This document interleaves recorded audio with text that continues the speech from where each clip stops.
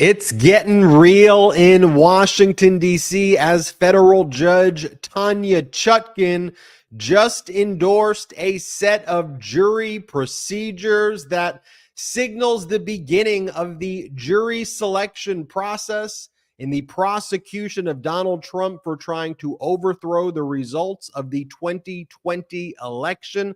The trial set to begin in March of 2024. The jury questionnaires based on this order will be sent out on February 9th. The parties are ordered to meet and confer by January 9th of 2024, just around the corner. So Donald Trump has but one legal strategy in the courts. Y'all know it. Delay, delay, delay.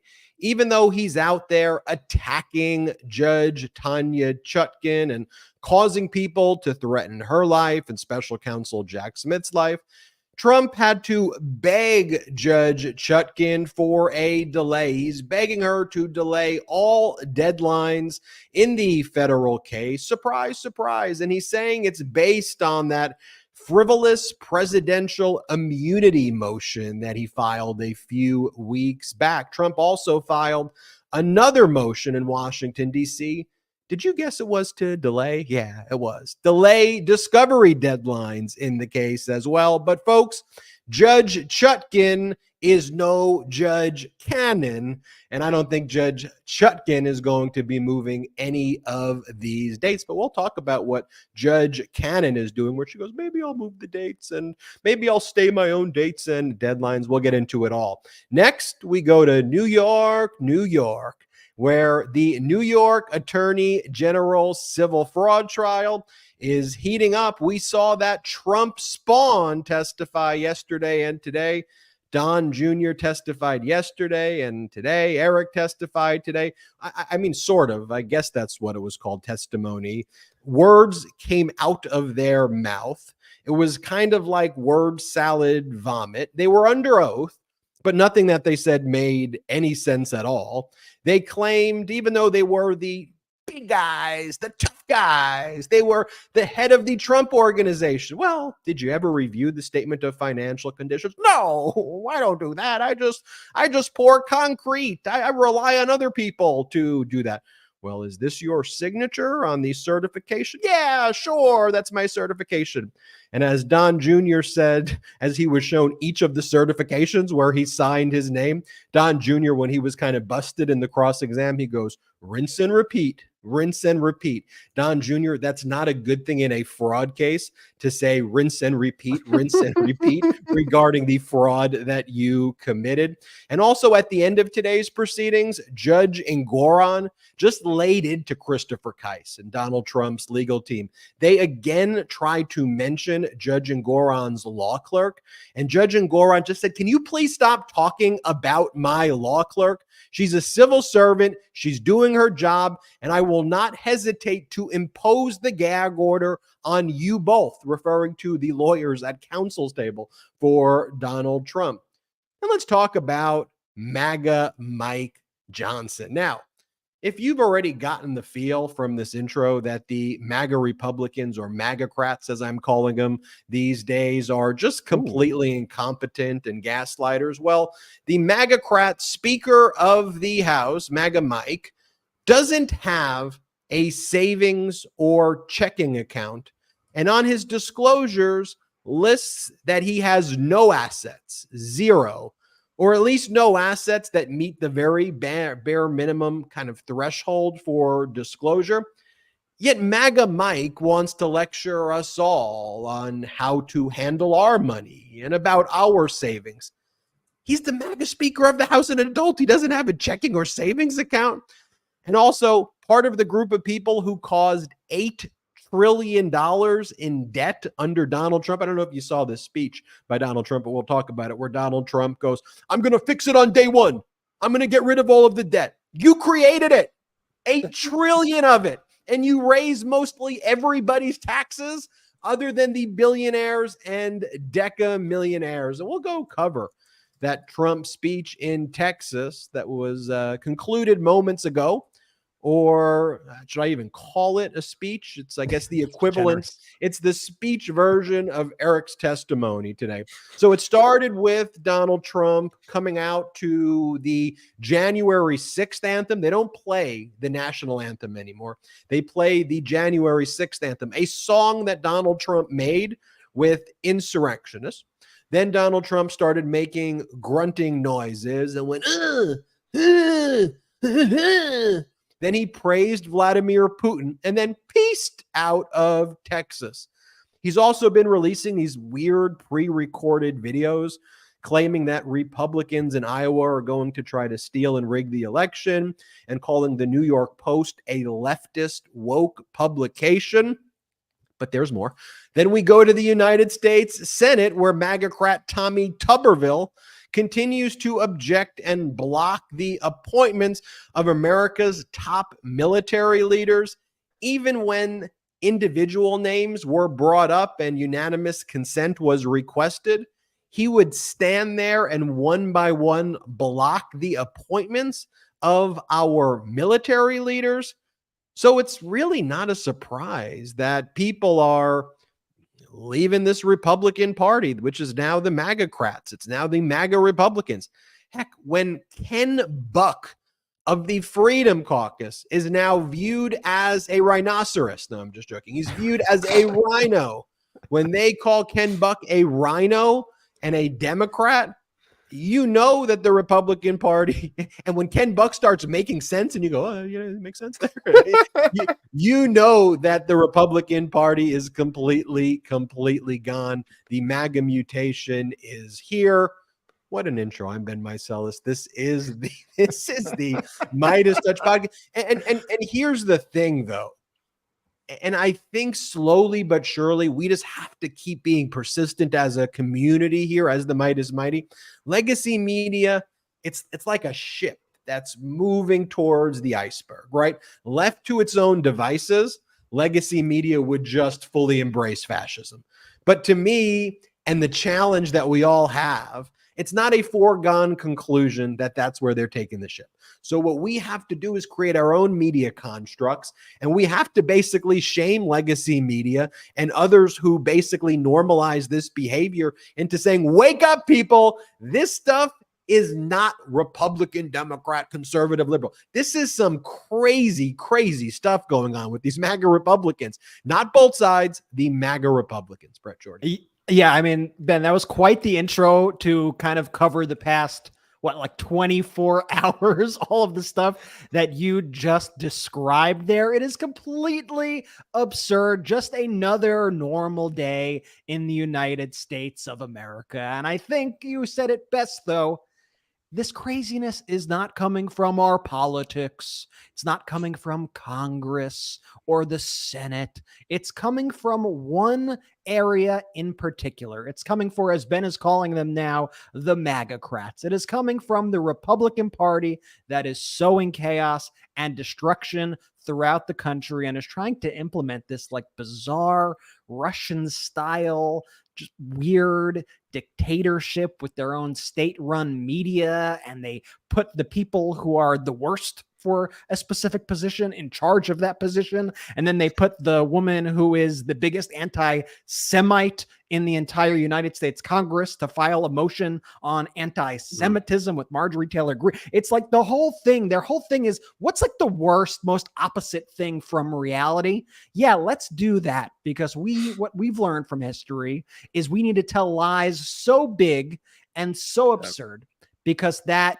is how we are just going to bulldoze our way into power. One of the things that I've actually enjoyed seeing, though, Ben and Jordy, over the past few days, has been seeing some of the legacy media begin to at least take our lead on some of these things. I've noticed a lot of the things we're reporting here are finally being picked up, especially as related to Donald Trump's mental acuity, which we've been showcasing here, his absolute cognitive decline over these past few weeks on nearly every episode. And finally, we're seeing publications like the New York Times begin to raise questions about it. We're seeing MSNBC speak about it in all their blocks. And I think that's a good thing. We need to get these messages out there. And it's great to be here for another episode of the MeidasTouch Podcast, everybody. Jordy, what's up, man? How you doing?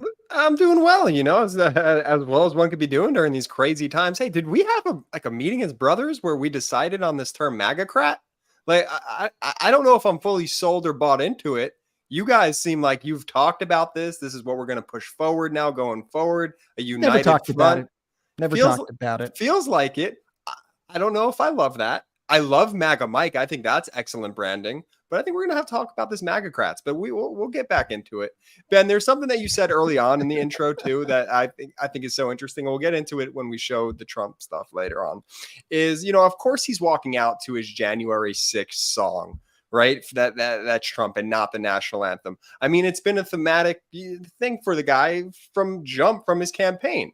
They didn't wave American flags when Trump was running for president or on the boats. No, they raised Trump flags because that's how he sees himself. He sees himself as this godlike figure that leads this cult around him. And it's a very, very scary thing to see. And I think we have the power to defeat him once again. Just like imagine if an American president or any sort of politician in this country after 9/11 was like, let's do the Al-Qaeda 19 and we have a song. It's the anthem with the hijack. Like just think about the horrors of actually creating a song with the people who attacked the United States of America and tried to completely overthrow our entire system of government and instill a dictator. It's horrifying, frankly, that people aren't speaking about this every time that he does it. It's fundamentally anti-American. It's so bizarre, Brett. I mean, they're a band. The people who tried to overthrow the government are a band. They call themselves the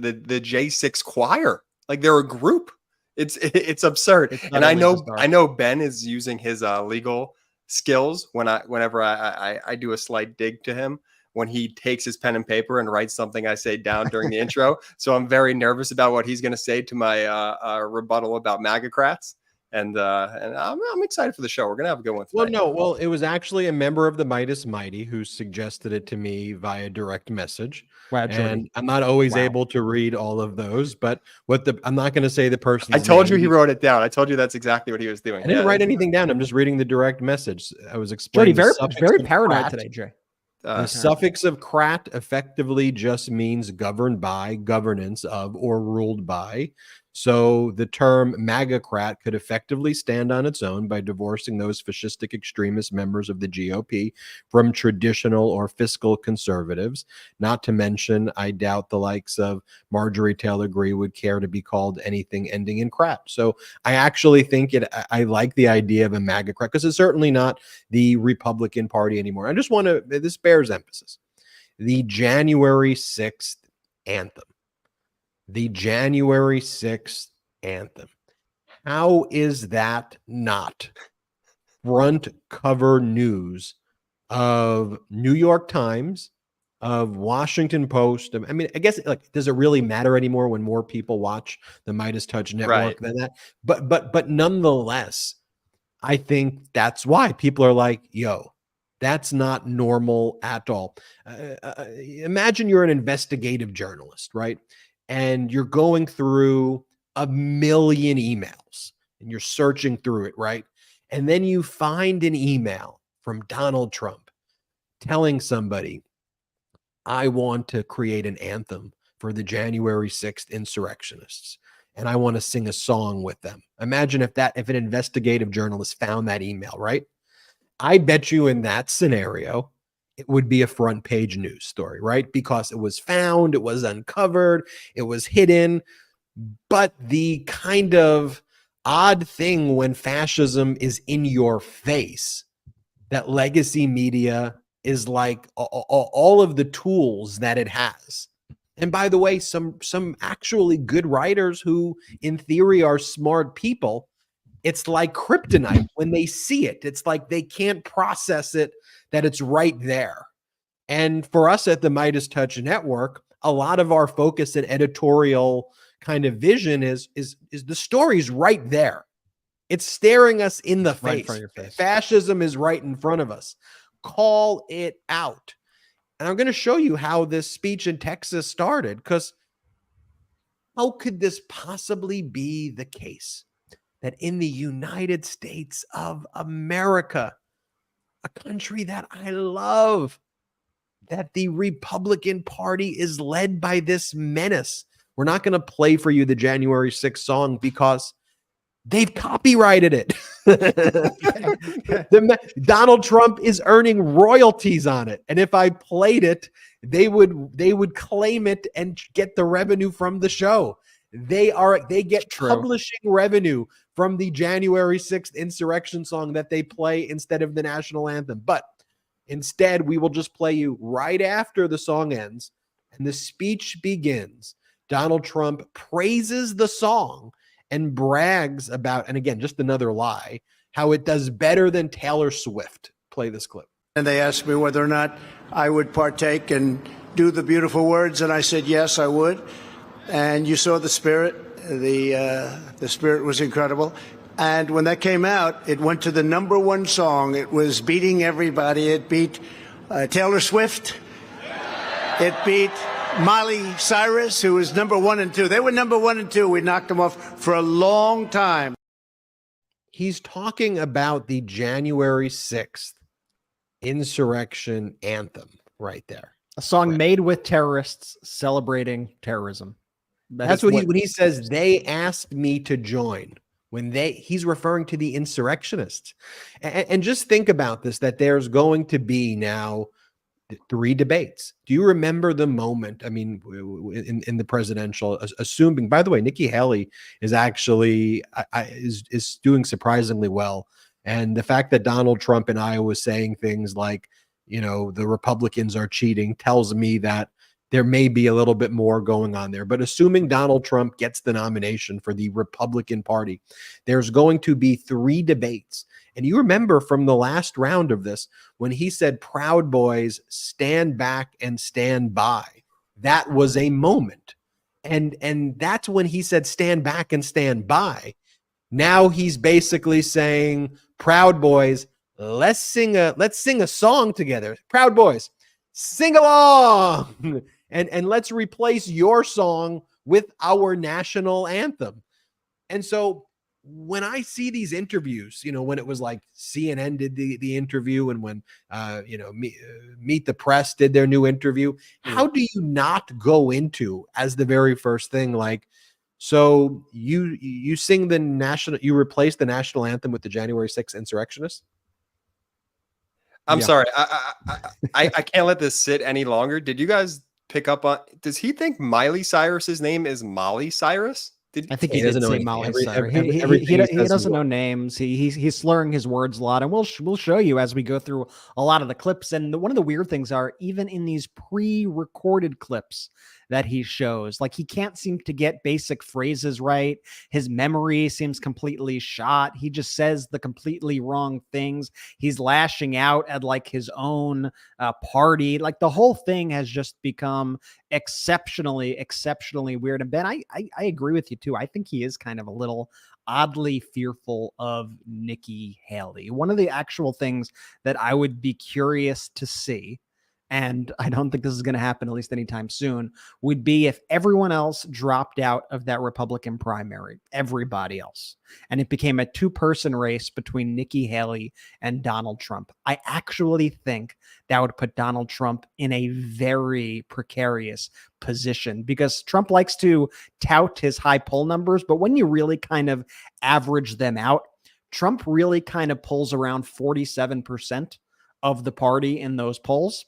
And all the other candidates kind of combined account for the other 53% or so. So if everyone else pulled out and Nikki Haley, who's actually gaining momentum, and before anyone says, I'm not a Nikki Haley fan, don't take me with that. But I do think that if it was a 2-person race between Nikki Haley and Donald Trump, I think Trump would actually face a very competitive primary, and that he could potentially be in a whole lot of trouble, especially as those trials ramp up, as his brain continues to melt and just everything progresses forward. I would be very interested in seeing that. So let's talk about this Texas speech. Here he is. This is part of his, this is his stump speech. So he does this when he travels the country, and this is the messaging that he brings.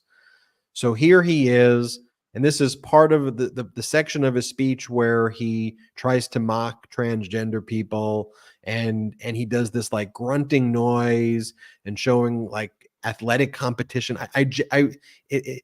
No matter what the context of what he's doing is here, as I've said before, like, could you imagine a situation where Bill Clinton or George H.W. Bush or George W. Bush or John McCain or Obama or Bob Dole or President Biden or anyone behaved like this in any context at all? Here, play this clip. You can do it, baby. I love you so much. And it's bad news. Bad things are happening. Mom, I'm sorry. Mom, I didn't do it. And so just so you see, though, he does this in every city that he goes. It's not just like, whoa, what's going on here? That's part of the speech. That's the stump speech. Like here he is when he's in Sioux City. He thought he was in Sioux Falls. And here he is doing the same thing. I could show you every city. I'm going to spare you. But just take my word for it. He does this in every city. Here he is in Sioux City doing it. And they're proud, they're clapping, they're going crazy. I can't do it, Mom, I can't. Boom. He does that in every single city. So then, imagine you're a Jan 6 insurrectionist, or you're John Eastman, potentially about to be disbarred, or anybody else around the country getting in huge legal trouble for this individual. And you turn on the TV, and this is the person you're going to prison for. This is the person you gave up your entire life and career for this idiot. Like, it's just like, ugh. So I want you to think about, like, I didn't know we were going to play those clips. I'm going to have nightmares for at least a week. Oh my goodness. That was wow. I want you to think about the speech. He goes out to the January 6th anthem, and then he goes, mommy. That's the second part of the speech. Your impression's getting pretty good, though. That's really the second part of the speech. Then he always says something positive about Putin and Viktor Orban. And when he always goes, they have ultimate power. They have ultimate authority. And they've told me that they are afraid of me. And then when it comes to Viktor Orban, I won't play that clip here. He always gets it wrong where Hungary is. Sometimes he thinks Hungary is Turkey. He always thinks that Hungary and Turkey border Russia. He has no sense of, he will always butcher anything related to Viktor Orban in the speech. But here this is where he praises Putin, and he explains that he knows that he was tough because Putin said, sir, you are so tough, sir. Play this clip. Trump wasn't tough on Russia. I was so tough on Russia. Putin said, if you're not tough now, I'd hate like hell to see you if you were tough. Yeah, Putin's playing you like a fiddle, you freaking moron. I mean, it's like that. I can't believe when I watch these things, I can't believe this is not a simulation or this is AI and this is actually like a real thing, and that this is the Republican Party. So here Trump says if he's elected, he will get the national debt paid off real fast. Here, play this clip. So much money, we're going to pay off debt. The $35 trillion in debt, we're going to pay it off. We're going to get it done fast, too. Okay, you added $8 trillion of debt. $8 trillion of debt. $8 trillion of debt. You raised people's taxes. That's why, like, if you're at that event, you must just love it to be treated awfully. Like, you must sit there and go, all right. I don't know if it's cathartic for them to watch themselves be treated like crap. The one thing I do like that, and it's hard for me to put the words do like and DeSantis in the same sentence, but the one thing where if DeSantis was saying more stuff like this from the outset versus like whatever the hell this campaign was, he acknowledges that Donald Trump added $7.8 trillion in the debt. And so for all of these MAGA-crats and MAGA Republicans calling themselves fiscal conservatives, where Democrats and the pro-democracy movement, because I think there's MAGA-crats and pro-democracy. Pro-democracy is Democrats, independents, Republicans who are leaving, conservatives, independents, progressives, liberals, non-affiliated with political parties. If you like normalcy, if you like compassion, intelligence, and facts, I think you're part of the pro-democracy community. If you like just being treated like crap and lied to and want some wannabe idiot fascist authoritarian, you're part of the MAGAcrats. That's your crew. You hang out with Marjorie Taylor Greene. You hang out with Lauren Boebert. You hang out with Matt Gaetz and Jim Jordan. That is your crew. No evidence, unqualified, idiocracy. And I just started thinking about like being in the same room as those people, and I got like uncomfortable. Just like the thought of even if it was a large auditorium, I think, especially if we were in a theater, I guess I'd be very uncomfortable with those people. Like it's just unqualified. Like it's just unqualified, you know. And I've coined the term. I coined a lot of terms, but the term I've coined, MAGA-splaining. MAGA-splaining. When the MAGA-splainers say, let me help you with your checking and saving. Let me help you with your finances. And then you're like, okay, didn't you add $8 trillion in debt? That was me back then because we had to trickle it down. Yeah, but it didn't trickle down. Oh, by the way, MAGA Mike, do you have a bank account? Why would I need a bank account when I get the biblical republic trickles down the money upon me and my wife? I'm like, what world is this? What world are we living in? Here's the clip of DeSantis, though, talking about how this is accurate. What are you saying? It is accurate that these MAGA Republicans, they're the ones adding the debt. They're the arsonists. Play the clip. I think if you look at the unified government under W. Bush and under Trump, Republican unified government, they threw out all the fiscal constraints. That was not something people cared about. If you talked about it at that time, it was like they didn't want to hear it. The minute Republicans get out of power, then all of a sudden they beat their chest. They become real fiscal hawks when it comes to all of this stuff. Now, part of the reason I think under Bush is because we had the lengthy wars, which were clearly mismanaged, and we spent a lot of money that in hindsight we shouldn't have done. But, you know, I was there for the first 2 years of the Trump administration. There was a faction of us in the House that was urging him not to just sign these big omnibus spending bills, but he signed every spending bill that ever got to his desk, culminating in a big gusher of spending his last year in office, which of course ended up adding $7.8 trillion to the debt in one 4-year period as a president. Well, he almost added it up. He still kind of adds up 1 + 1 in his own mind, still kind of equals 1.5. He still doesn't fully make the connection there. Because I wonder where did all of this debt come from right now? Because he still wants to blame Biden for it, right? So where did it come from? George W. Bush and Donald Trump. Donald Trump printed more money than anyone. And that's the thing with these MAGA-splainers. It's like, y'all caused this. Don't gaslight me. I don't need Ben, nearly 25% of all of the United States debt. I'm talking about in history from the very beginning of the United States of America happened under Donald Trump's presidency. And, you know, I think that's what makes also this election so different than even, 2016 when Donald Trump ran. I think he's going to encounter a lot of the same issues that he encountered in 2020, which is now you have a record. In 2016, 2015, when he was running, he was able to just say things and people were able to give him the benefit of the doubt of times because maybe they weren't onto his con or what. I don't know why they bought it, but they bought it at the time, right? And he said, I'm going to come in, I'm going to run this thing like a business. I'm going to get our debt under control. Okay. He had that chance. What did he do? He added 25% of all of the national debt that we have today. So when he says it again now, it's much easier now to point out that's just a lie. That's just BS. And the people who are in that crowd cheering it on are just the willfully blind people who are going to follow him no matter what he says. But for the independents, for the Democrats, for the disaffected Republicans, for just anyone else who believes in reality and facts, it's very easy to look at that and go, no, that's a lie. There's no black or white here. There's no both sides. That is a lie. Well, the good thing is that trickle down worked and everybody got wealthy, right? And for decades, everyone knows. The good news is that when they gave the massive tax cuts to the billionaires, The billionaires then helped all of the Americans like they said they would. And the billionaires just, made sure that workers were.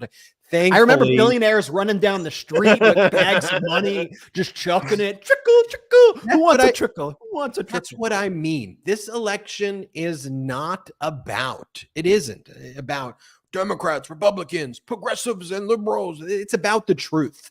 Yep. It's about democracy. It's about an objective reality versus the dystopian American carnage that MAGA Republicans want, that the MAGAcrats want. We've got a lot more show. Check us out as well at patreon.com/MeidasTouch, patreon.com/MeidasTouch, where we do some really fun after shows. And by the way, we have no outside investors here at the MeidasTouch network. So the way we build this network is through emojis on the YouTube emojis. The right-wing media is like funded by like all of these like cults and like the Moonies and the this and the that. I'm going with emojis. Let's go. There's no shame in that game. We're on emoji, everybody. You can hit the $sign. The emoji economy is hot right now. Become a YouTube member or patreon.com/MeidasTouch. We'll be right back after this quick break. Did you know that poor sleep can cause weight gain, mood issues, poor health, and lower productivity? Sleep is the foundation of our mental and physical health and performance in our days. Having a consistent nighttime routine is non-negotiable. When I don't get enough sleep, trust me, you don't want to be around me the next day. Just ask Brett and Jordy. Introducing Beam Dream. You know we've been raving about Beam's Dream Powder, their healthy hot cocoa for sleep, and today our listeners get a special discount on Beam's Dream Powder, their best-selling healthy hot cocoa for sleep with no added sugar. Now available in delicious flavors like sea salt, caramel, cinnamon cocoa, and chocolate peanut butter. Better sleep has never tasted better. Dream contains a powerful all-natural blend of reishi, magnesium, L-theanine, melatonin, and nano CBD to help you fall asleep, stay asleep, and wake up refreshed. A recent clinical study revealed Dream helped 93% of users wake up feeling more refreshed, and 93% reported that Dream helped them get a more restful night's sleep. Just mix Beam Dream into hot water or milk, stir or froth, and enjoy before bedtime. I've personally tried Beam Dream and it lived up to all the hype. First off, it was delicious and just a lovely nighttime routine. And secondly, and most importantly, it helped me fall asleep and stay asleep. The next day, I woke up ready and eager to take on all of life's challenges and tasks. Find out why Forbes and New York Times are all talking about Beam and why it's trusted by the world's top athletes and business professionals. If you want to try Beam's best-selling Dream Powder, take advantage of their biggest sale of the year and get up to 50% off for a limited time when you go to shopbeam.com/Meidas and use code CYBER at checkout. That's shopbeam.com/Meidas and use code CYBER for up to 50% off. This episode of the MeidasTouch Podcast is brought to you by Manacora Honey. Now, I knew honey was good for you, but this honey is at another level. This is a superfood, a super honey, and it's one of those miracles of nature, so just hear me out. Manacora makes Manuka honey, a single origin super honey that comes from New Zealand, where the bees only feed on the nectar of the Manuka tea tree, making something that's pure, rich, and complex with a creamier texture that's completely different from the normal honey that you find at the supermarket. You can use it as you would any other honey, but what puts the super in Manuka honey is that it's impressively rich in antioxidants and prebiotics. It's 100 times more, in fact, compared to the regular honey, as well as natural antibacterial compound called MGO that only comes from the nectar of this tea tree. The bottom line is that these nutrients really support your optimal immune and digestive health. And it's delicious, so it's a win-win. You can continue to use honey in all the ways that you know and love, and you can enjoy all the health benefits of MGO as well. Manacora sent me a jar and squeeze bottle of their 850 plus MGO Manuka honey, their best-selling honey. The 850 plus honey has the creamy caramel texture that melts in your mouth, and it's unlike anything that I've ever tried before. I can grab a spoonful out of a jar to put in my favorite beverage or squeeze some honey out on some toast or oatmeal. It's so delicious. Manacora is delicious. The texture and quality of the honey is just unlike anything that I've ever had. If you head to manacora.com/Meidas, you can get $25 off their starter starter kit, which comes with an 850 plus MGO Manuka honey, a free travel pack honey stick, a free wooden spoon, and also a free guidebook. Now, I love the jar and squeeze bottle, but the extra pack of compostable honey sticks is perfect for whenever you're on the go. You can take them with you whenever you're traveling, or if you need a quick snack while running errands. It's the perfect energy boost. That's MANUKORA.com/Meidas to get $25 off your starter kit. You haven't tasted or seen honey like this before, so indulge and try some honey with superpowers from Manacora. Welcome back, Jordy, with Let's go. the Jordy, great ad read. You had a great ad read for Beam. I mean, gotta love these pro-democracy sponsors. If you're in the market for them, they help support the show and the network. You could help support them by clicking those links in the description of the show and using those promo codes that are listed below as well. Helps us out, and they're great products. So go for it. Give it a shot. And the media is taking notice of the clips that we've been playing over and over again of Donald Trump's clear mental decline and his erratic behavior. Want to show you this montage of just a few of the many kind of what the heck kind of moments. And I'll say this, Just like in the past few weeks. if President Biden did any of that, if President Biden said in a speech that he would not defend a NATO country, okay? Think about that. It would be on the front page of everything.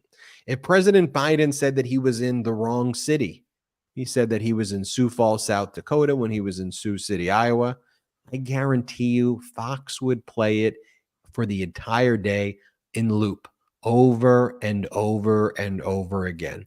If President Biden praised Viktor Orban, said that Vladimir Putin thinks he's tough, it would be absolutely disqualifying. So then you have to ask yourselves, why is there a different standard that is being applied to Donald Trump? And the answer is multifaceted. The answer is deeper and somewhat existential. You have multi-billion-dollar media corporations that may have a vested interest in not trickling it down to you, but they may believe that they could ride out fascism. They could ride it out if that means paying slightly less corporate taxes or significantly less corporate taxes while everybody else gets screwed. They could be lazy. They could be psyched out. They could be just embracing the lies because they just don't know what the heck they're doing. I'll let you put in the comments below what you think the explanation is for it, but it's right in our face. It's right in your face. Here it is. Play the montage. So we have the worst education almost in the large world, the world that people know about. Leading political opponent and leading by a lot, including Obama. I'll tell you what. What you're doing, the terrorism. Viktor Orban. Did anyone ever hear of him? He's the leader of. Right, he's the leader of Turkey. And just in conclusion, Sioux Falls. Thank you very much, Sioux Falls.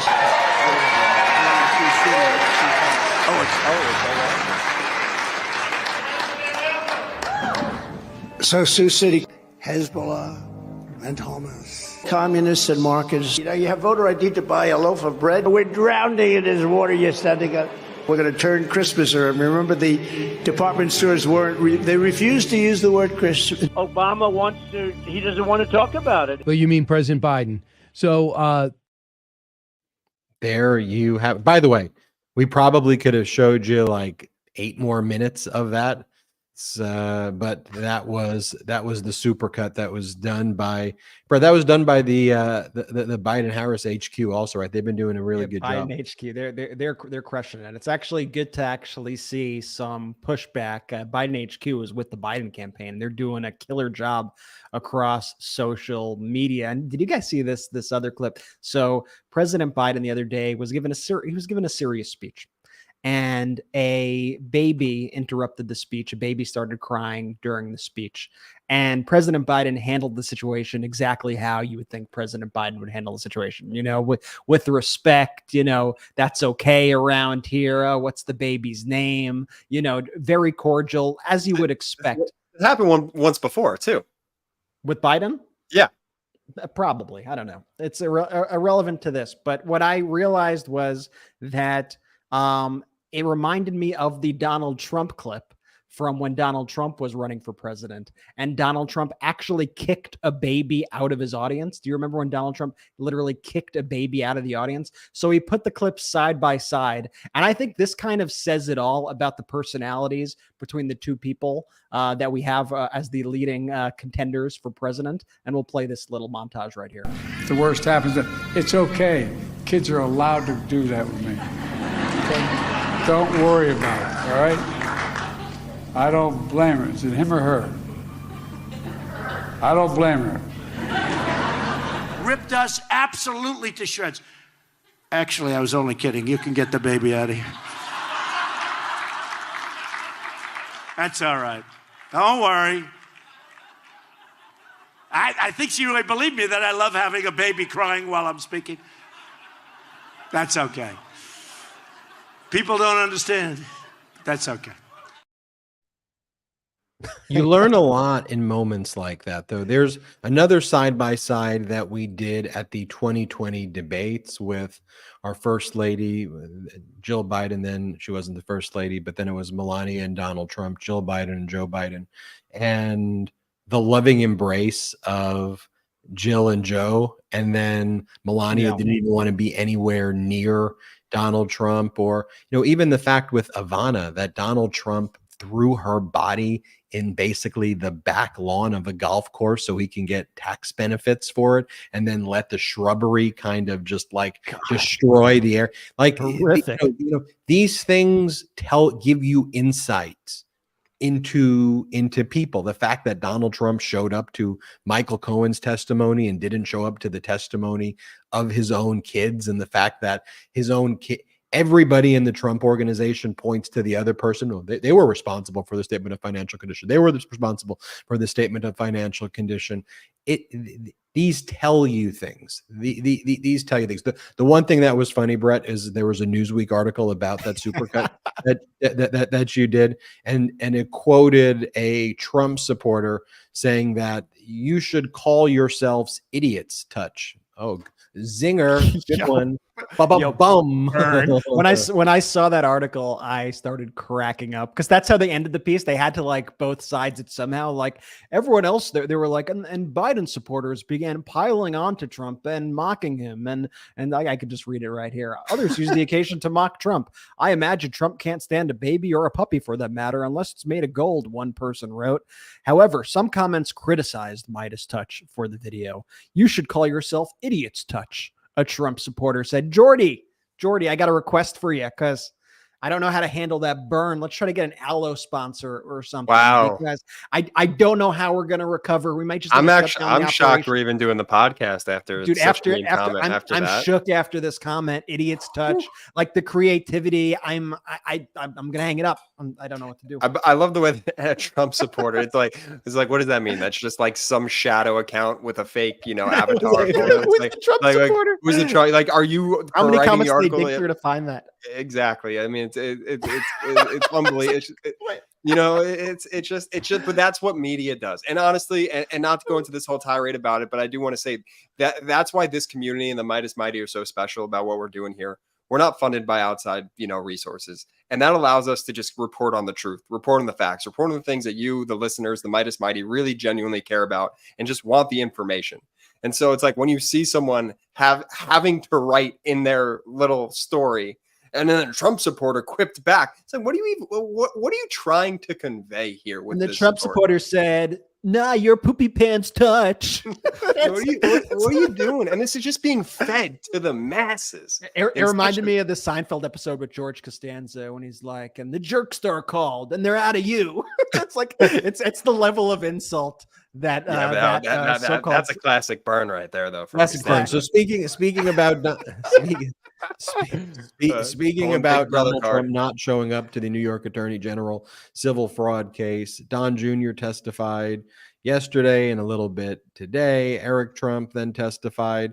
And basically why Don Jr.'s was kind of cut abruptly short is Judge Engoron was just like, enough of this nonsense. And Judge Engoron actually asked Don Jr. the question. He's like, All right, Mr. Trump, did you have anything to do at all with these statements of financial condition, like at all?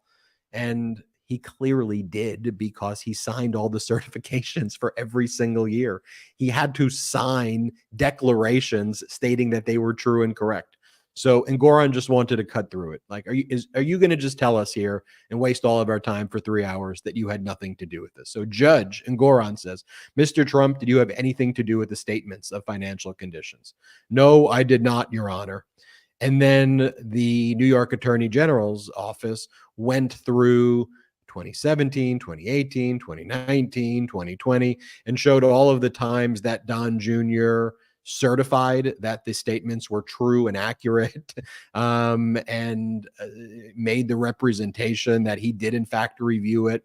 And that's when Don Jr. was like, well, I guess so. Rinse and repeat. Rinse and repeat. And so that was basically Don Jr.'s testimony. And Eric tried to do the same thing. Eric tried to say, I don't really do anything with the statement of financial conditions. And then the New York Attorney General's office would like show him emails where it wasn't just like, hey, everybody, I'm Eric. It was like, hey, did you read the statement of financial condition? Yep. Like they weren't direct as that, but they were very clear. And they were like, and it was like, Eric, like actually getting like in the weeds about how something specifically should be done and how the assessment should be made. And so Eric was involved in the statements of financial condition. That was kind of obvious and clear. He got them sent him. And here's the thing for all of the MAGA-splainers. If you claim that these are really good business people, right? Yes, really good business people rely on professionals, but really good business people don't sign their names to things that they don't read. Let's just start with that premise. Are you going to MAGA-splain to me that CEOs just allow the professionals they hire to go totally rogue? And they don't look at it and they basically go, okay, lawyer, okay, accounting firm, let me just sign whatever it is that you say. And so either there was a complete and utter dereliction of their duty, which case they should not have a license to conduct their business, or they engaged in intentional fraud. You can't MAGA-splain to me that that's cool. You can't MAGA-splain and say that's what successful business people do, right? The same way the MAGA-splainers are like, everybody knows that the fair market value is always 5,000% more than what the tax assessor puts it at. No, that's just not true. I could understand if we want to have a real conversation. Sure, it's possible that the fair market value is slightly more, may even be a good amount more, a little more than what the tax appraisal is, what the tax assessment is. But it's not 5,000% more. And then you have people at the Trump organization, like Raymond Flores, a former vice president, who said, no, we value this thing, Mar-a-Lago, at $27 million. We did it. Well, why did you do it? Because we wanted to lower property taxes. We were the ones who lowered it.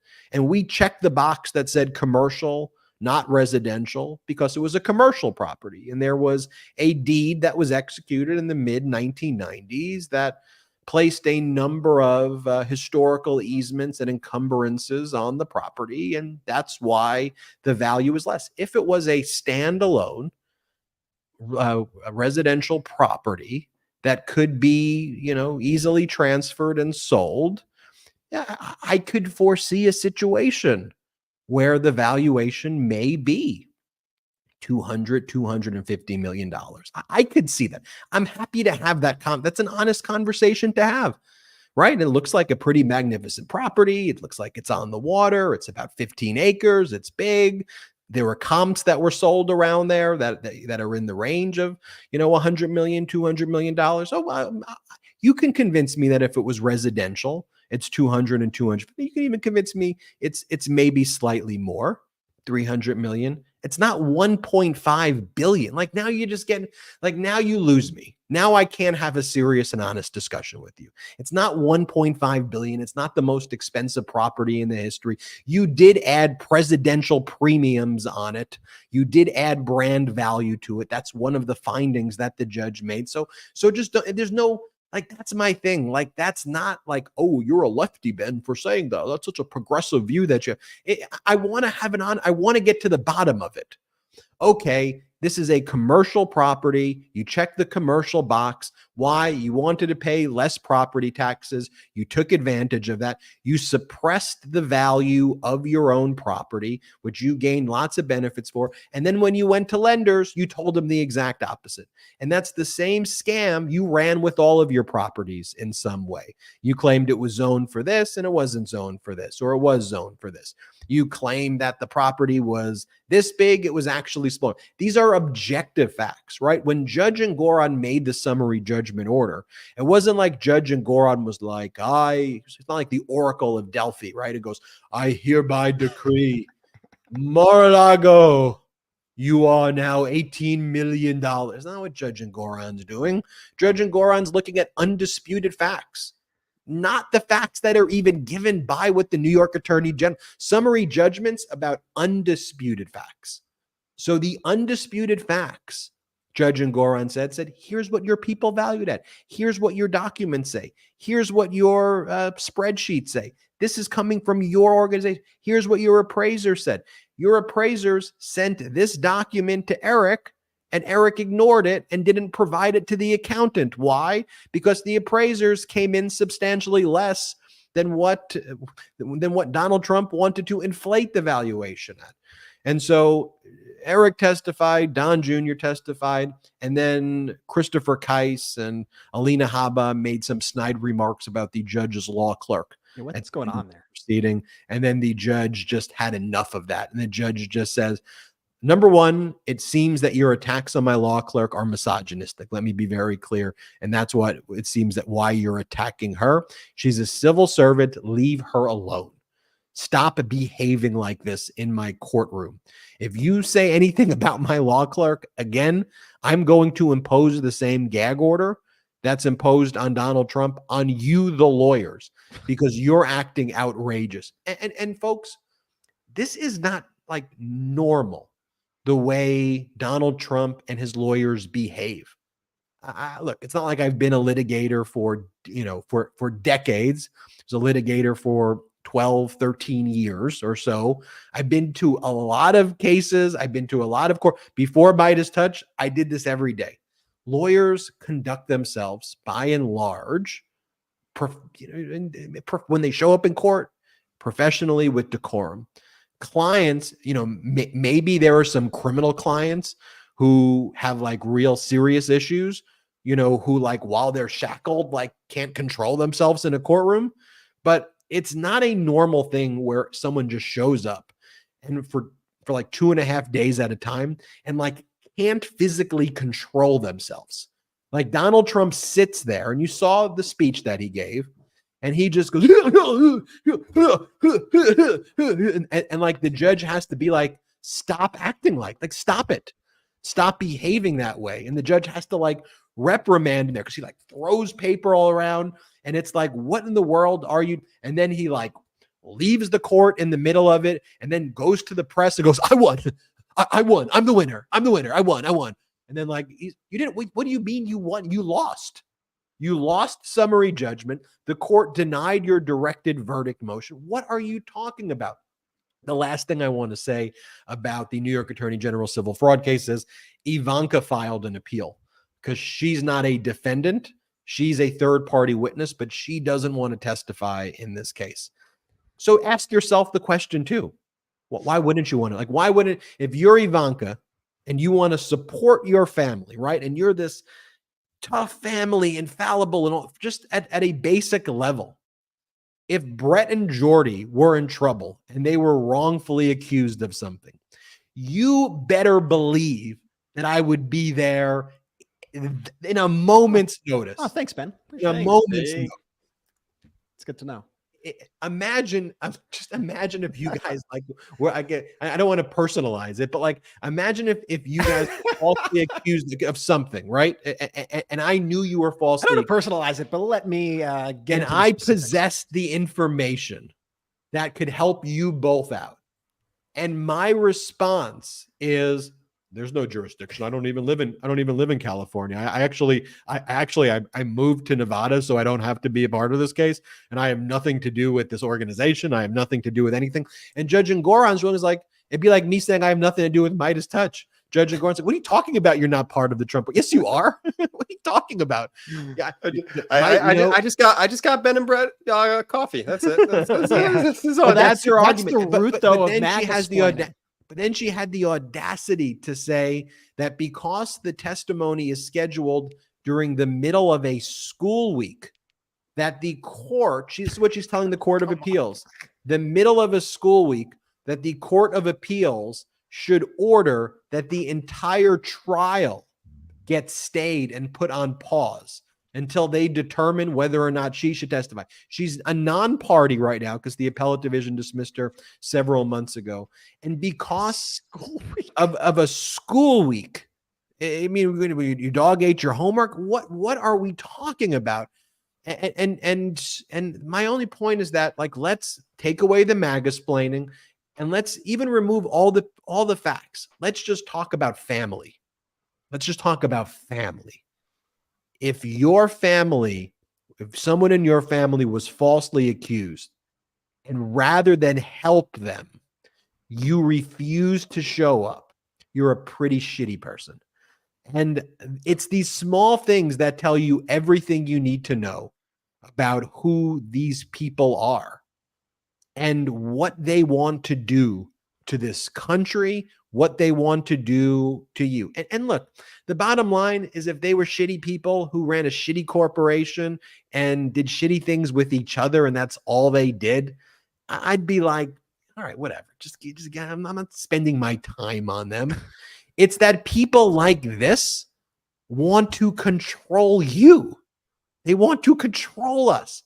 They are the ones who want to MAGA-splain their way into power and then say, I know better than you when it comes to your reproductive decisions. You know what? I'm going to make that call. Not your doctor, not you, not how you consult your faith. I'm making that call for you. Or I'm going to tell you who you should marry. I'm going to tell you whether you should be treated like a human being and with dignity. I'm the one who's going to tell you this. And let me give you a lecture, a little bit. Let me, as Trump, give you a lecture about finances, because let me tell you, I know a thing or two, so much so that my daughter won't even show up in a case where I'm accused of fraud that I claim is false. Let me tell you. Oh, by the way, have you met Mega Mike? Mega Mike. I know I'm giving Trump like a weird accent. Yeah, what is Mega Mike? What is that? I don't even know what that is. I don't know who I'm referring to now. Mega Mike. Mega Mike, tell everybody about your checking and savings account and how you are so sophisticated with finances. And Mega Mike's like, well, I conducted I consulted with the biblical spirits, and what they told me is that I should not have a checking or savings account. That makes sense to everybody. And I'm going to condition military aid now on the fact that I'm going to claim I'm decreasing the deficit by defunding the IRS. And then even when the Congressional Budget Office says that it's going to increase the deficit objectively, a nonpartisan group, I'm just going to say only in Congress can that increase the deficit when we allow billionaires and decamillionaires not to pay their taxes. I mean, enough of the freaking MAGA. The root of the MAGA-splaining is to cover up lies, right? Like, you wouldn't have to lie. You wouldn't have to MAGA-splain if the truth was a good enough argument. The issue is behind all of the scams. And I'm talking about the scams in Congress too, the scams by the U.S. Senate, this Tommy Tuberville BS, everything that they do, the MAGA Mike BS, the Trump kids on the stand, it's all rooted in lies. If they told the truth, frankly, it would be devastating to their case. So they lie. It's also why they tell so many different variations of stories, because if you were telling the truth, you wouldn't have to make stuff up. You'd just be able to tell the straight story. But it's also why you got to attack people, because part of it is that they are very nasty and evil people and hate-filled people, so they attack. But also, if you remember If you remember, just third grade bullies, what is the thing that they do right away? Like the moment you try to criticize, they attack you right away, and it's like attack, because they're trying to hide the fact that they are that they have very serious things going on, deeply flawed, deeply insecure people, and so they go on. Can I ask you guys something? So, has a reporter asked MAGA Mike where he does keep his money? Like is he sleeping with it under his mattress? Like, it's a phenomenal question, and it's very very peculiar situation. And I truthfully don't understand it. He makes a good salary. I understand that not everybody in this country has a bank account, has access to bank accounts, etc. MAGA Mike has been making 6 figures plus for a very long period of time. Those paychecks need to be going into a bank account, presumably somewhere, and the disclosures aren't that significant. Like the threshold, it's like $1,000 in a personal account or something. You would think like he has to be getting that in his accounts weekly, every 2 weeks, however they pay out. So where is the money going? Why is this individual, who is the Speaker of the House of Representatives, listing 0 assets on his disclosure, not only for himself, but for his wife, for his family? It's very strange, there's peculiar. Something there. There's something very odd. And I will say also, we do have an update here with Ivanka Trump, who just lost her court fight to block her testimony next week. Ben will be doing a longer hit on that soon, so you can see that after this as Ben goes through the decision there. But that is a big decision to wrap this segment up. So it was official. So the funny thing is, I'll give you a little insight into it, and into the MeidasTouch. So, before we started, I did a video on Ivanka's appeal. So so as we would say in Meidas, all right, I gotta scrap that video. New video on its way. All right. The amount of unreleased content that exists in the world is actually quite interesting. Sometimes the news cycle just moves too quick sometimes. Hey, go as fast as we can. I love it. All right. We still got a lot to discuss. Patreon.com/MeidasTouch is the destination to help support this network. Also, separately, the emojis below. And we really appreciate all of it. Oh, and Ben, it's a new month too. So sometimes memberships renew if you were only a YouTube member for the month. So since it's a new month, maybe you have to re-up your monthly membership, or if you wanted to give somebody a monthly membership, you could do that as well. Good stuff. We'll be right back after this quick break. Did you know that your temperature at night can have one of the greatest impacts on your sleep quality? If you wake up too hot or too cold, I highly recommend you check out Miracle Made's bed sheets.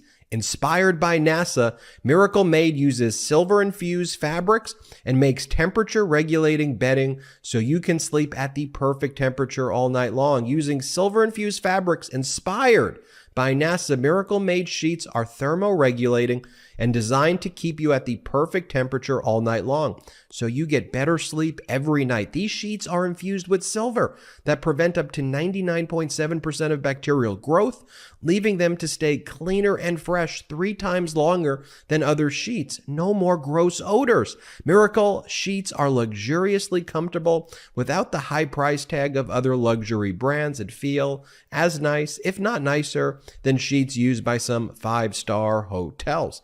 Miracle sheets are the perfect gift for your spouse, friends, or family. Who doesn't want better sleep and luxurious feeling bed sheets? And since these come with 3 free towels, you get 2 gifts in one, just in time for the holidays. Stop sleeping on bacteria. Bacteria can clog your pores, causing breakouts and acne. Sleep clean with Miracle. Go to trymiracle.com/Meidas to try it today, or gift it to someone special this holiday season. And we've got a special deal for our listeners. Save over 40%.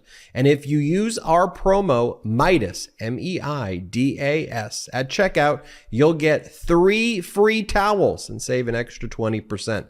Miracle is so confident in their product, it's backed with a 30-day money-back guarantee. So if you aren't 100% satisfied, you'll get a full refund. Upgrade your sleep with Miracle Made. Go to trymiracle.com/Meidas and use the code Meidas to claim your free 3-piece towel set and save over 40%. Again, that's trymiracle.com/Meidas, trymiracle.com/MEIDAS to treat yourself, a friend, or loved one this holiday season. Let's face it, working out is hard, and the cost of personal trainers makes it even harder. That was until I linked up with Copilot. My Copilot has had a transformative impact on my exercise journey. So here's the deal. The My Copilot service links you with an affordable, real-life personal trainer at basically the touch of a button. From there, you get personalized workouts tailored to individual needs and goals. You have real person accountability. You have flexibility with a schedule to fit your life, and you have expert training that is affordable. My favorite thing about Copilot is that my coach keeps me accountable while also understanding that life sometimes gets in the way. The flexibility of the schedule with the incredible enthusiasm and passion my coach brings to the table really keeps me wanting to come back and continue to work even harder. Like you, I have meetings or appointments throughout the day, and I can't be stuck spending too much time at a physical gym or I'll never get my tasks accomplished. With my Copilot, I'm able to work out from the comfort of my own home on my terms. I've been using my Copilot for a little while now, and the energy that's come back to me from all these workouts, well, it's just been incredible to see. It truly is fitness made easy. Now, I'd love for you to follow my lead. To get fit and feel fabulous, give Copilot a try. To find out why it's listed by Forbes as the top-rated personal trainer app of 2023, head to go.mycopilot.com/Meidas to get a 14-day free trial with your personal trainer. That's go.mycopilot.com/Meidas to get a free 14-day trial with your very own personal trainer. Take a back seat and let Copilot help you reach your fitness goal. Jordy with the ad reads. Let's go. Can I say I love those sheets. They're like amazing. They're amazing holiday presents too. So definitely check those out. Copilot, game changer for me. Like everything I say in that read is super, super legit and true. You got to give that a try. So you can sign up today. Just click the link in the description below. Give it a shot. Let's do it. A lot of breaking news, like as we are recording this live. So Ivanka's appeal to the appellate division denied, rejected. She's scheduled to testify next week on Wednesday. And then Donald Trump filed an emergency appeal to the DC Circuit Court of Appeals regarding the gag order that is imposed on him. Expect Donald Trump to file a series of appeals to the DC Circuit and to the Supreme Court. Trump's going to try to do anything and everything to derail the March 2024 trial date in the Washington, D.C. case. He asked Judge Chutkan to stay the entire case pending a decision on the issue of his frivolous assertion of presidential immunity. He claims that overthrowing the Constitution and the 2020 election falls within the outer perimeter of presidential Article 2 authority, which is like completely and utterly absurd. But what he's doing is he's using that to try to get a stay from Judge Chutkan. He knows she's going to deny the motion and the stay. Then he's going to go to the DC Circuit Court of Appeals. And then what he's ultimately going to try to do is get the Supreme Court to give an emergency stay of the criminal case pending the election. Like that's his move.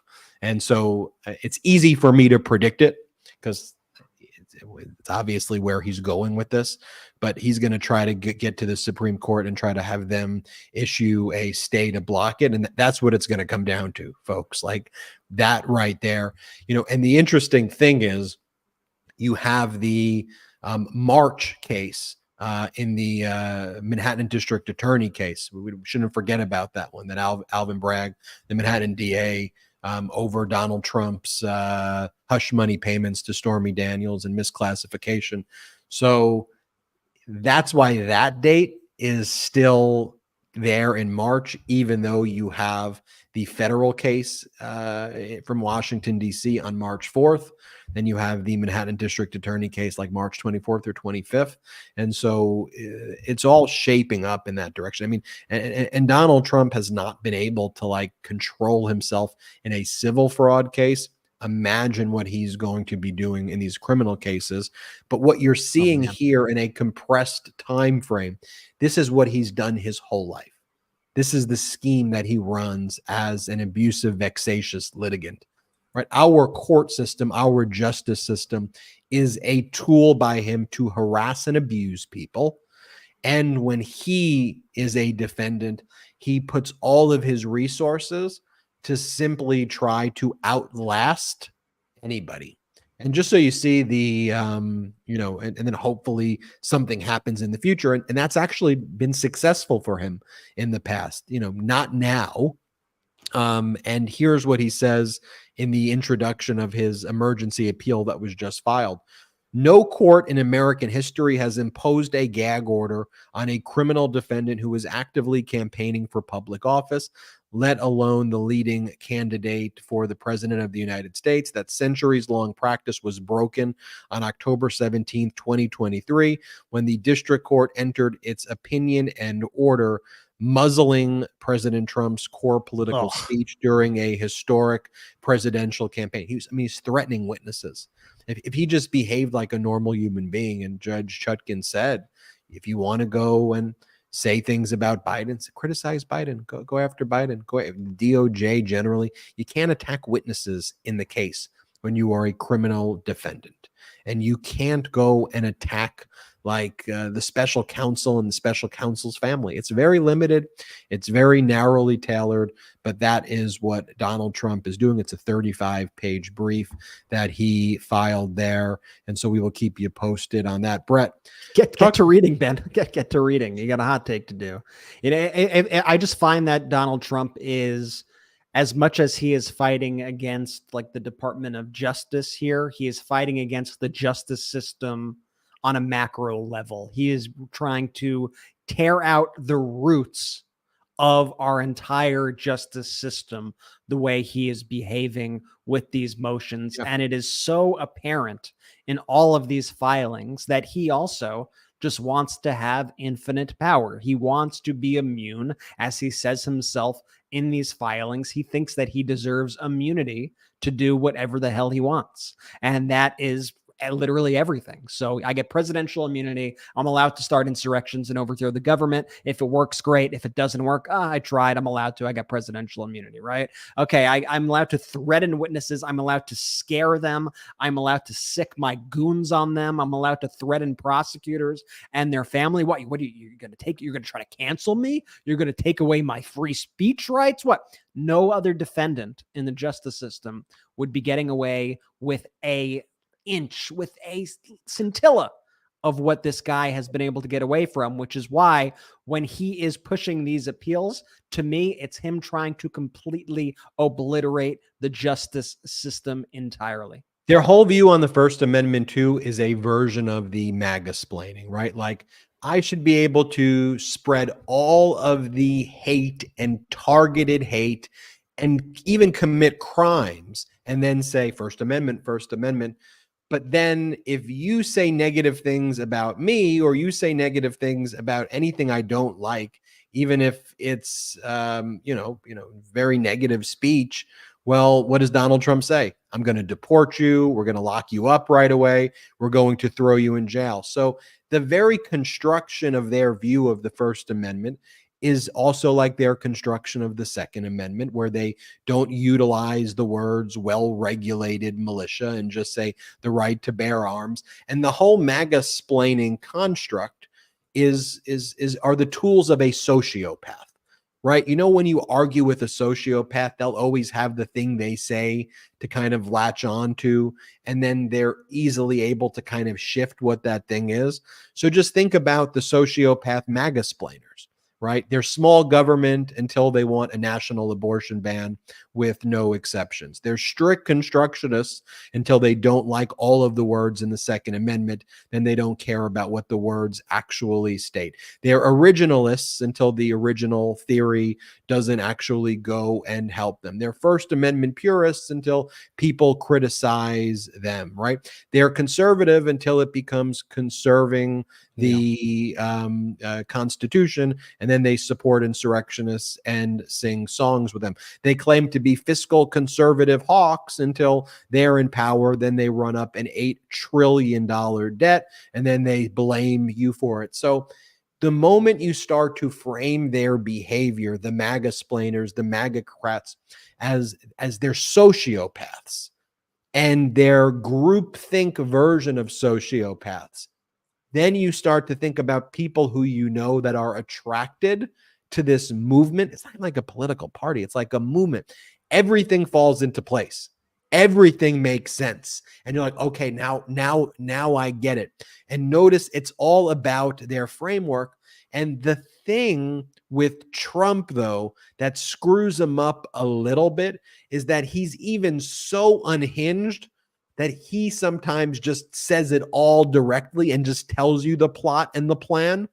And he doesn't, like, they would prefer you hide it in a Patagonia vest that's being worn by Glenn Youngkin. Like, that's how they kind of want to do it. And they're like, come on, dude, Trump, man. You're like, but then they kind of like spot here, man. But then they kind of like that what he says is so unhinged and so crazy that it also somewhat distracts as they try to kind of rip apart the other rights. And that's why we can't get distracted. Brett, if you can, Tommy Tuberville, tell us about what's been going down there, because you even had some Republicans who were like, okay, Tommy Tuberville, you're making us all look bad right now. And so you said that if we brought these names one by one, you would let us do that. And what did Tommy Tuberville go? I object. And so then you had the Republicans fighting with Republicans on the Senate floor. What went down? Yeah, it was pure chaos in the chamber, pure chaos. And when you say Trump is so boisterous and doing all those things, I think oftentimes it is to make the behavior of people who are actually extremists, like Tommy Tuberville, like Mike Johnson. It also helps make them seem somewhat normal, I guess, to the masses. At least that's what they hope. But Tommy Tuberville's obstruction on military promotions, the top military promotions, has now been going on for a very long time.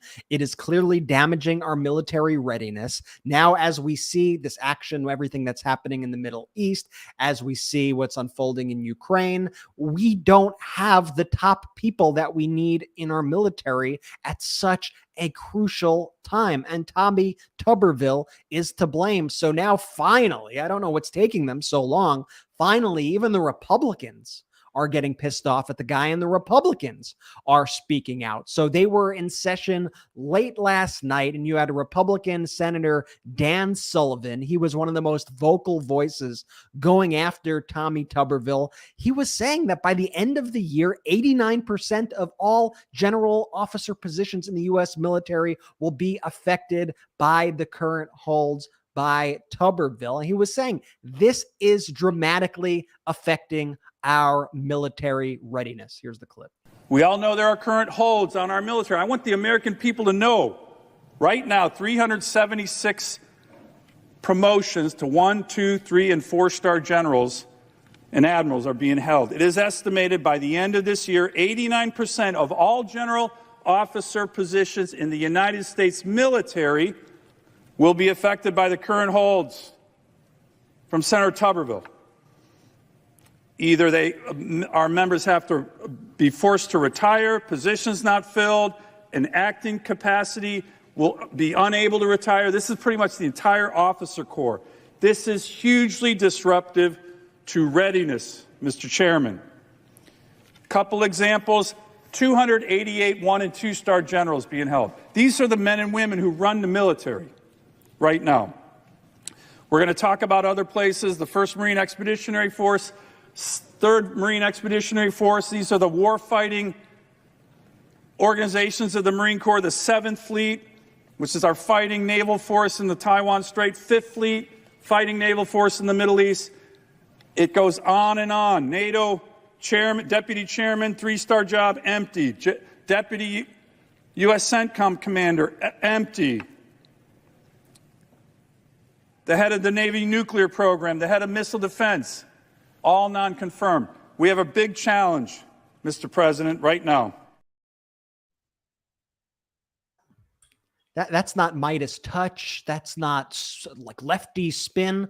These are Republicans in the Senate calling this out exactly for what it is. And it's not some sort of hypothetical situation. Did you see there was the general, the commandant of the Marine Corps, General Eric Smith? He suffered a heart attack yesterday, suffered a heart attack. Why? Because he's been doing 2 jobs for months. He has to take on an extra job because they are missing positions. He's been sleeping less than 5 hours a day because his deputy has not been confirmed. And that is all because Tommy Tuberville is blocking the Senate nominations. And he previously made comments. He said, the work that I am doing is completely unsustainable. And you had Tommy Tuberville. He was asked about this today and he completely wrote it off. He's like, oh, when I was a football coach, we worked 18, 20-hour days also. I don't understand why he can't work. Oh, you're saying you got a heart attack because of that? Yeah, okay, suck it up is what Tommy Tuberville said, comparing his experience as a football coach to an experience of a United States general. It's so disgusting. Some of these people have doing multiple jobs. Some of these military personnel, even the Marine Corps commandant, was doing 2 jobs. Why aren't you making it harder for them to do their job? 2,000 people that work for him, okay? So, and as somebody said, he's working 18 hours a day. Jack Reed blamed me for his heart attack. Come on, give me a break. This guy's going to work 18, 20 hours a day no matter what. That's what we do. I did that for years because you got to get the job done and you try to do everything yourself. So we're not going to go down that road. He's comparing his work as a football coach to the main general for the Marines. That's not what we do. We need people we need military readiness. You talk about, this is the guy who always goes, oh, it's a woke military. Like he just trashes the military. He treats them like crap. And frankly, he wants to strip away rights from the military that federal prisoners even have. Like the federal policy that he is protesting, we're able to pay for the travel for women in the military to get reproductive care. That's what this is all based on. You know who's able to get that pay from the federal government to get reproductive care? Federal inmates. Tommy Tuberville wants our military to have fewer rights than federal inmates. Just let that sink in for one second. That man, that vile and despicable man wants government. He wants government, right? The small government. He wants government and himself to make the decision for women. He thinks that that's his call. He thinks it's Tuberville's call.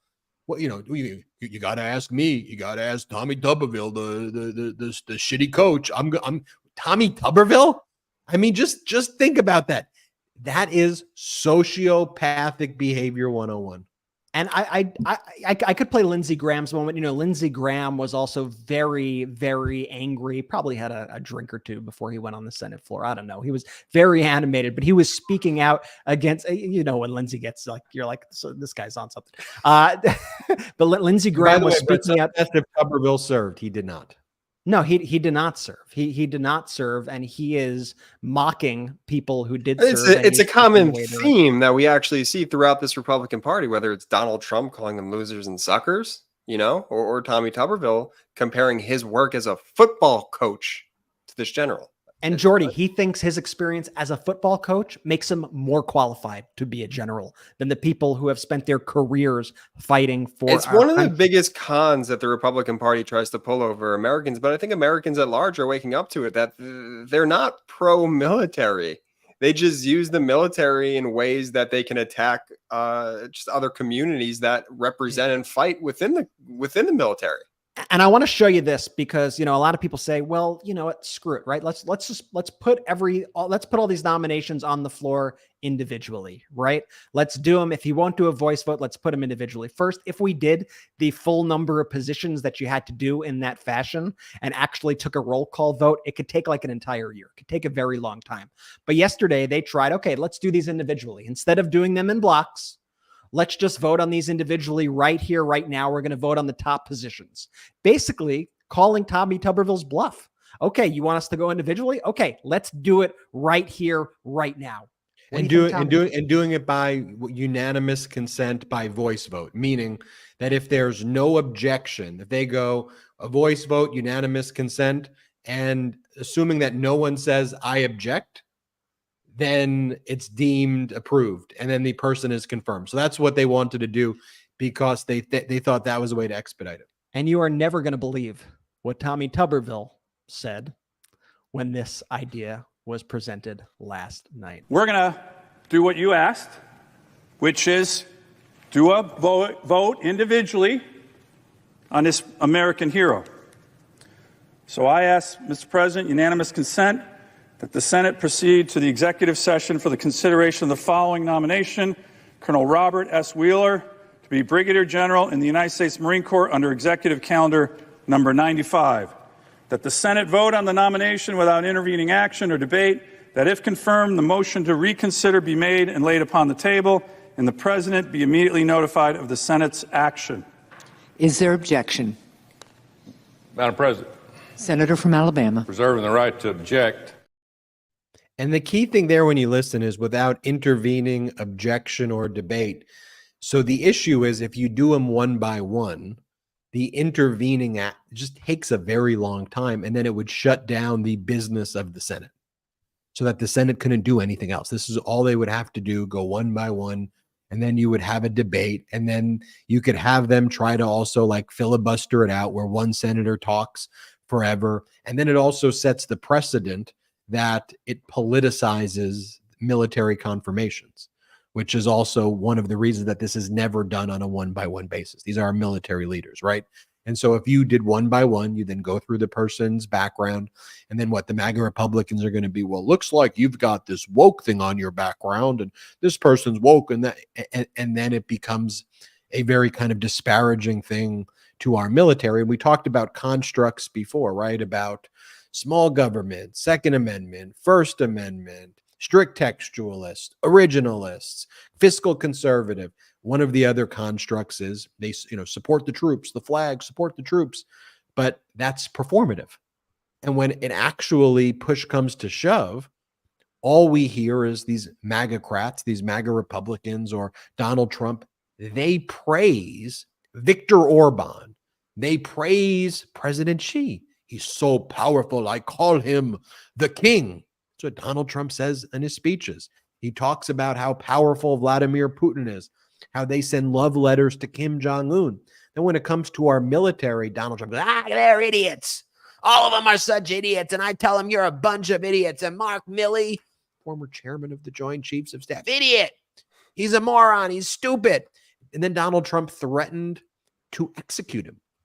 Donald Trump, the episode goes full circle, right? Because you start off with Donald Trump coming out to the January 6th insurrection. And then we have Donald Trump posting on social media threats to execute the former top military general, the chairman of the Joint Chiefs of Staff of the United States of America. So going back to what I said earlier, imagine you're an investigative journalism. You're the New York Times or you're the Washington Post or you're one of these things.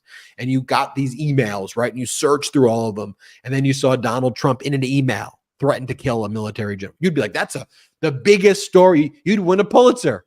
And then Donald Trump would sue you for the Pulitzer, like he sued the Pulitzer Prize, but you'd win a Pulitzer for that. So why when it's in our face, can we not be like, whoa, he just threatened to murder the top general. He threatened to execute the top general. Whoa, he just called John McCain. There's video of him saying that John McCain's a loser. Like we're supposed to what? We're supposed to ignore it and be like, well, guess what? President Biden only increased the GDP by 4.9%, folks. It's only record shattering. Unemployment's only the lowest it's ever been. We only have the highest GDP of any G7 nation. Folks, we only have 40,000 infrastructure projects. Perhaps we need 45,000. I mean, look, folks, Ben, it's not like it's not like it's just like, oh, that's just a lot of bluster, right? He's just being boisterous. He just says a lot of things, right? At least when you look at the actual business of government, you see Republicans actually supporting our troops. No, it's not that. Because when you look at the actual business of government, what are they doing with those words? They're actually trying to strip away rights from our troops. They're actually voting down things like the PACT Act, which would actually give help to veterans that were exposed to toxic bumping on the House floor. And then they fist bump on the House floor over it. They need to be guilted by Jon Stewart, a comedian, to do the right thing. And they make up stuff about the bill. They refuse to help the 9/11 first responders over and over again. If you look at the track records of the Republican Party and their voting records, they may use the iconography of the American flag. They may wrap themselves in it.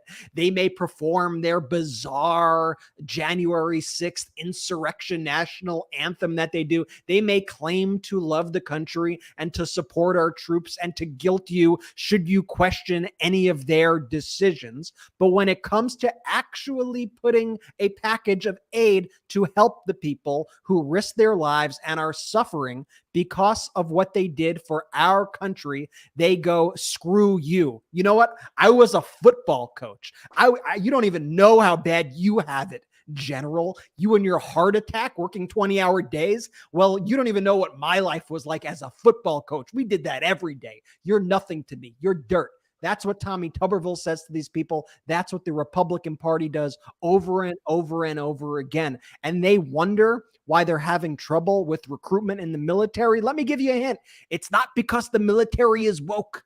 It's not because people read poems. No, it's because when they go to risk their lives and they come back, you kick them in the face. You punch them while they are down and you refuse to help them get back up. It is such an absolute disgrace what we witness with this party, and they cloak it all in this faux patriotism every single time. Sorry, I'm fed up. I'm furious. It makes me really makes well, me as I think about November 7th is when the Virginia election is. There's going to be a lot of other elections coming up as well. But as I think about that November 7th date, I think this is a perfect way to kind of close out the show, because what you see is the propaganda machine of Fox in full effect. Every single day, multiple times a day, what do you see on Fox? Glenn Youngkin. What Fox realized is, and what the Republicans realized and the MAGAcrats realized is, wait a minute. We don't have to buy political ads. We got Fox. And they will put Glenn Youngkin on all the time. Let's get Glenn Youngkin on. How about we get him on 5 times a day, folks? And let's have him just spread the lies over and over again. It's called Fox News, so people will think it's news. Think about how much a 30-second spot costs on Fox News prime time. $90,000, about $90,000, about 90. I would say that's depends on which one. I would say that's extremely low for a prime time slot on prime time spot. Yeah, you're right. Maybe $350,000, $400,000. And now think you give Glenn Youngkin 3 minutes to just give a pitch to voters, or 5 minutes or 10 minutes. Think about like what if you were to actually make that, like call that an in-kind contribution, which it is. Like, let's be real, what it is when they're on Fox and they are pitching themselves the way they are doing and soliciting donations. Just think about the value of that time that Fox is giving to these candidates, and you see why they don't have to run ads even. Yeah, and it is a propaganda machine that's meant to obfuscate, that's meant to lie, that's meant to not provide you with the facts and the documents. Because guess what? If they cared about those things, they'd show you the documents the way we show you. They'd show you the evidence.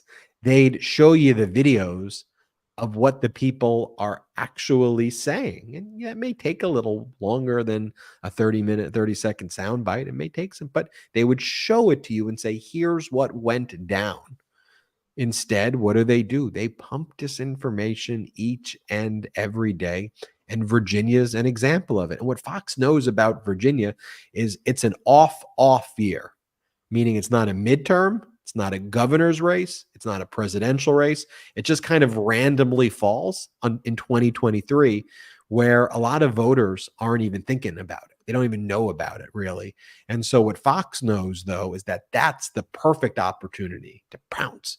And so every day they're pumping this content, boom, boom, boom, boom, boom, Virginia, Virginia, Virginia, Virginia, because they're trying to raise up Glenn Youngkin, and the effects would be devastating in Virginia. I mean, Glenn Youngkin, a MAGA splainer, he would be the one making the decision over a woman's right to choose. He would take away, all of these rights. They would do what they do. They wouldn't focus on how do we help the public? What would they focus on? How do we attack Democrats? And how do we gerrymander things? And, how do we get MAGA Mike Johnsons in power? How do we make a biblical republic? And all of those things. So here's what I say to you at the end of this episode. Somebody in Virginia, let them know. And they're a pro-democracy voter, let them know. The DNC, if you go to the DNC website on Virginia, they have phone banking.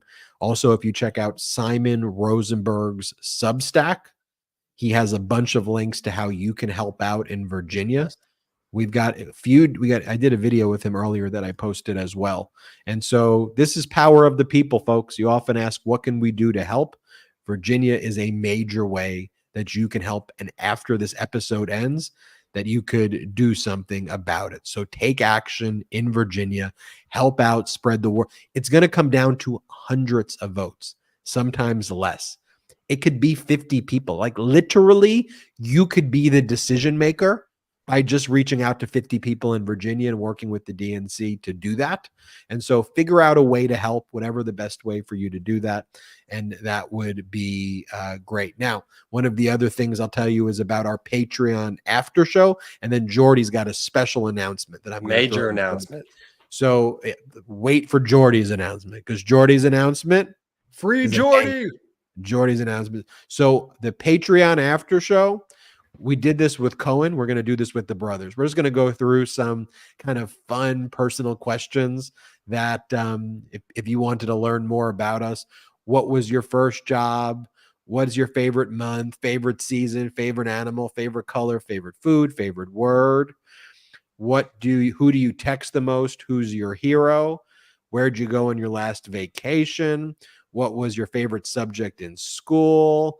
What is your favorite dessert? What is your favorite breakfast? We'll do a lot of questions. Fire brother answers. I like it. Honestly, games like this give me such anxiety. Me too. That's why we're going to do it. Patreon.com/MeidasTouch, Patreon.com/MeidasTouch. Now, Jordy.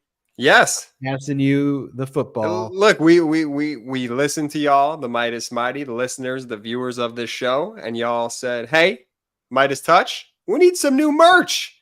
So we totally revamped our Meidas merch that you can get exclusively at store.meidastouch.com. You can go to our website, meidastouch.com, and click the shopping section there. We got some incredibly fun new designs. And of course, all of this is USA union made, because that's what we do here. We don't outsource. So check them out. There's the I'm woke and I vote. There's the Jack Smith Justice tee and sweatshirt. So these are for winter. They're for lounging around the these house. These are dope. I got to say, these are unbelievable. We're really excited. Then you also just have the MeidasTouch Network gear. There are sweatshirts in that one, t-shirts in that one. You could rep the network, let people know. It's a good way to promote the network and introduce and sort of start that conversation by wearing a MeidasTouch Network shirt. Hey, look at the Fade logo tee. We spent a lot of time. We listened to y'all, and it's now up at store.meidastouch.com. Jay, we got Convict 45 crew necks now. Cannot forget the Convict or Convict 45 crew necks that we have, as well as our bags. So there's plenty of new stuff for y'all to enjoy. And of course, last but not least, we heard y'all, the Dark Brandon merch has been released. So check that out, store.meidastouch.com. You could go to the website too, meidastouch.com, and do your shopping there. Whatever's easier. There's some amazing stuff. And again, all union made right here in the great USA. Woof. There you have it, folks. More straight fire, Jordy. Woo! We got to get that. I said we need an aloe sponsor. I needed some aloe for the burn from that heat that you just broke right here, Jay. That was some hot stuff. Collective effort. Woo! Thank you, everybody, for watching this episode. From the bottom of our hearts, we're so grateful for this Meidas Mighty community that you all created. We know the power of this community, built on evidence, built on facts, built on love, built on compassion, built on being unapologetically pro-democracy. And so let people know about the show. Let people know about the network. Make sure you're subscribed. I'm gonna miss you guys. I mean, even though I miss the audience, I miss hanging out with the audience. We'll see him again on Monday. It's mostly Ben talking to himself. We'll see him again on Monday. Well, I look at the comments. I miss everyone. No. He means Brett means when you're just doing the video hits. And when you're doing the hits without being when live. we're doing the show, we get to interact with the Meidas Mighty live and in real time. Exactly. That's what Brett was saying. Exactly. All right. Miss you already. I'll see you soon. We'll catch you on the after show. Jordy, take it away. Shout out to the Meidas Mighty. Standing strong against the fascists, we sing our song. We will get it right whenever.